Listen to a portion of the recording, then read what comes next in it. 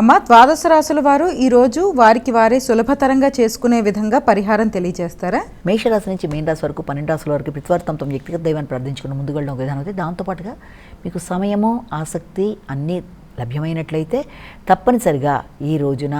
మీరు చేయవలసిన కార్యక్రమాల్లో అతి ప్రధానంగా ఇక్కడ మీరు చేయవలసింది ఈ యొక్క విఘ్నేశ్వరుడికి సంబంధించిన ఆరాధన, విఘ్నేశ్వరుడికి సంబంధించిన దేవాలయ సందర్శన,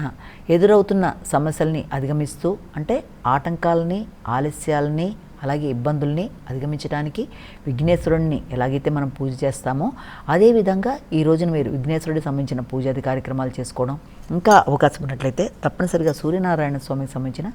సూర్య నమస్కారాలు చేయడం కూడా చాలా చాలా చాలా విశేషమైన ఫలితాలు ఇస్తుంది. కాబట్టి అవకాశం ఉన్నట్లయితే ఈ రోజున మీరు ఈ దేవాలయ సందర్శన చేయడం, అలాగే పెద్దల యొక్క ఆశీస్సులు తీసుకోవడం మొదలైనవన్నీ చేసుకుంటూ ముందుకు వెళ్ళడం బట్టి సమస్యలు ఉత్పన్నం అవుతున్నప్పటికీ గోచారీత్యా ఎదురుతున్న సమస్యల్ని అధిగమించడానికి